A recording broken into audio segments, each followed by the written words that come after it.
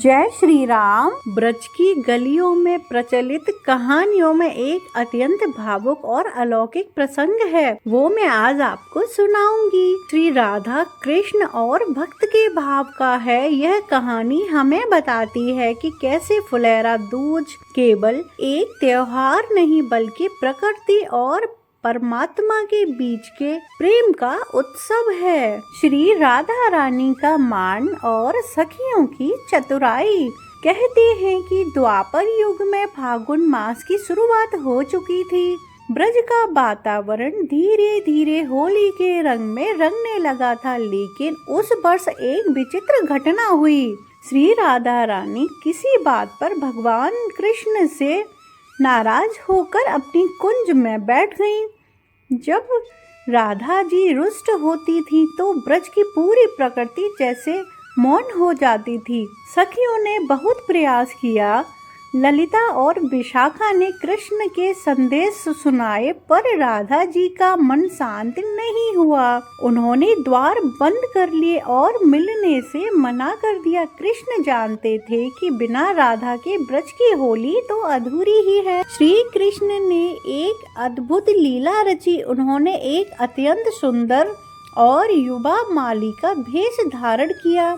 उन्होंने अपने कंधों पर फूलों की टोकरियां रखी, जिसमें ब्रज के सबसे दुर्लभ और सुगंधित पुष्प भरे थे। बेला, चमेली, गेंदा और गुलाब, बहुत सारे फूल ऐसे थे जो राधा रानी पहली बार देख रही थी। श्री कृष्ण राधा जी के महल के द्वार पर पहुँचे और मधुर स्वर में पुकारने लगे, अद्भुत फूल ले लो, फूल, ऐसे फूल जो कभी नहीं मुरझाते, जो केवल प्रेम की सुगंध फैलाते हैं। फूल ले लो, फूल। फूलों की दिव्य सुगंध इतनी तीव्र और मनमोहक थी कि राधा जी की व्याकुलता बढ़ने लगी। उन्होंने अपनी सखी से कहा, जाओ देखो यह कौन माली है जिसकी सुगंध मेरे हृदय को स्पर्श कर रही है। जब बाहर सखी आई तो माली श्री कृष्ण ने कहा, ये फूल साधारण नहीं है, इन्हें छूते ही दुख मिट जाता है और बिछड़े हुए मिल जाते हैं।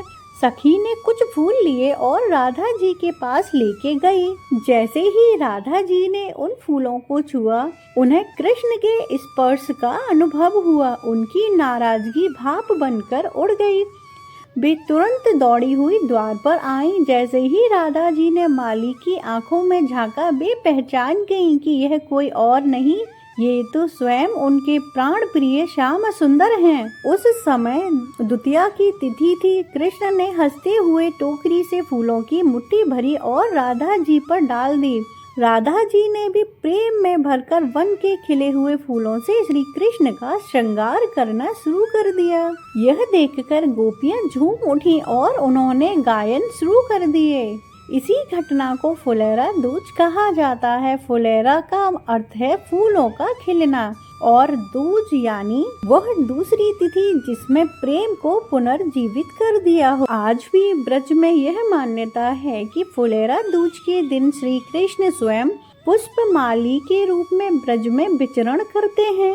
इसीलिए इस दिन मंदिरों में निम्नलिखित परंपराएं निभाई जाती हैं। फूलों का दूल्हा। ब्रज के कई मंदिरों में श्री कृष्ण को दूल्हे की तरह सजाया जाता है और राधा जी को दुल्हन की तरह, क्योंकि यह दिन उनके पुनर्मिलन का प्रतीक है।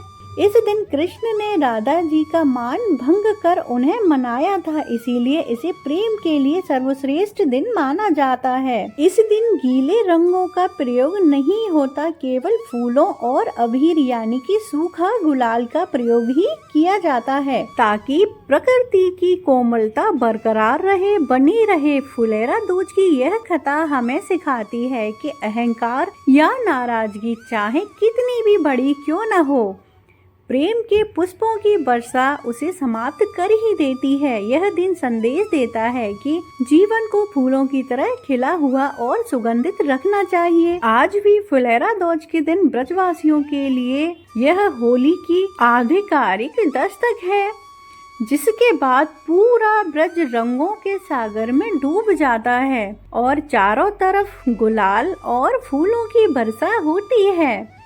राधा कृष्ण की ये कथा आपको अगर अच्छी लगी हो तो चैनल को सब्सक्राइब किए बिना मत जाना, बेल आइकन ऑल पे दबाना, वीडियो लाइक करना। मिलेंगे कल एक और कहानी में, तब तक के लिए जय श्री राम।